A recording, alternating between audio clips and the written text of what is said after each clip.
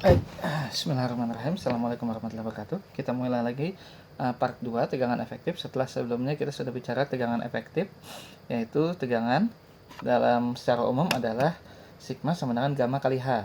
Nah, kalau ada air dia H kali gamma air, kalau ada tanah adalah H tanah kali gamma sat. Oke. Baik, kita langsung masuk ke part selanjutnya.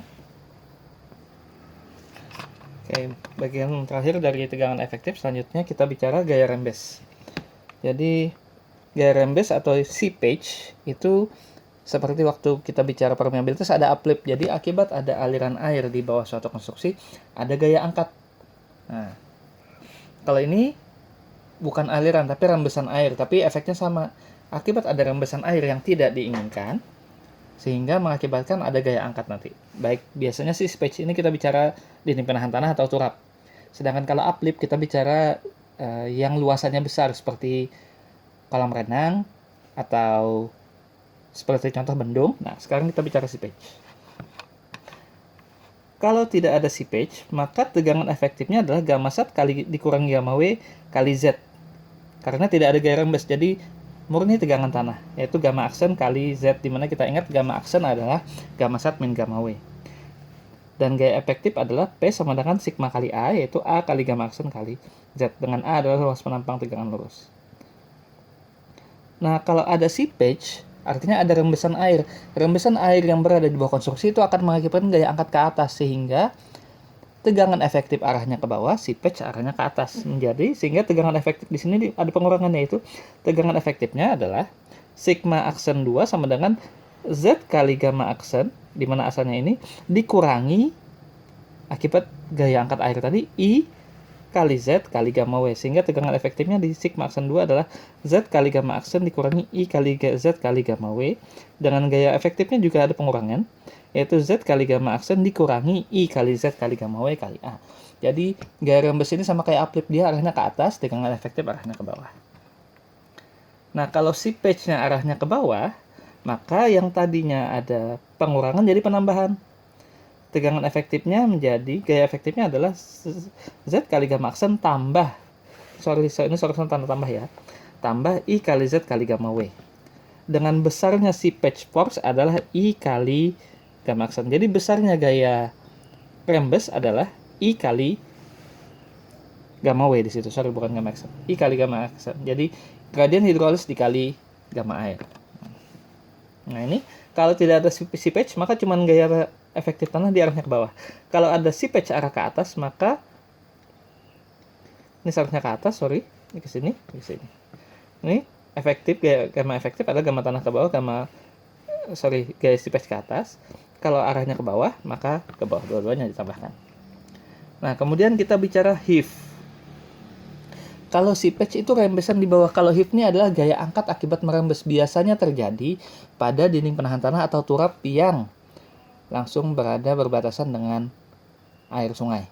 Sehingga dia kayak ditempel gitu, kayak naik ke atas. Nah, kayak seret gitu. Heave dalam tanah akibat aliran air arah ke atas. Menurut Terzaghi, heave terjadi sebesar setengah D dari turap dan sedalam D dari muka air tanah. Dengan angka keamanannya adalah W aksen per U. W aksen adalah berat tanah di dalam heave, yaitu setengah kali D kuadrat kali gamma aksen dan dibagi U, gaya angkatnya. U adalah gaya angkat akibat air, sehingga setengah D kuadrat kali I average kali gamma W. Sehingga di sini Fs heave menjadi, setelah diberikan, adalah gamma aksen dibagi I rata-rata dikali gamma W. Nah, jadi kalau heave itu seakan-akan ini kayak ngangkat. Nah, ini yang ngangkat ke atas. Akibat ada tanah di sini yang terpengaruh oleh gaya air. Nah, itu heave. Heave zone berada di depan turap akibat sini, dan heave zone sini. Nah, kemudian ada daerah kenaikan kapiler, ini kita skip aja.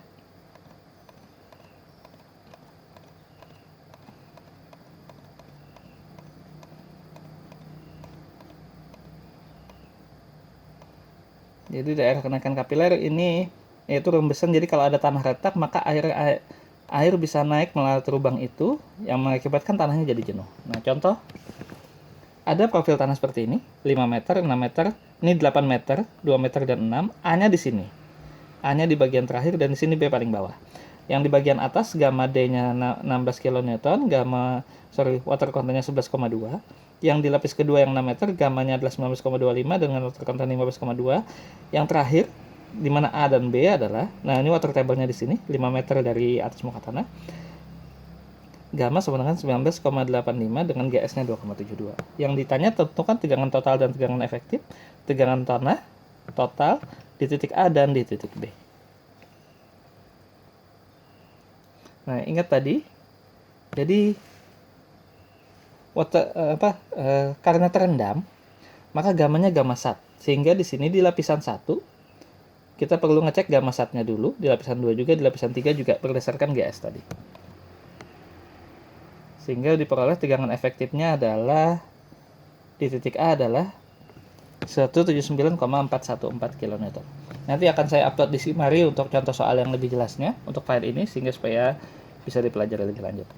Oke. Nah, ini bentuknya HIF tadi. Oke. Ini juga sama.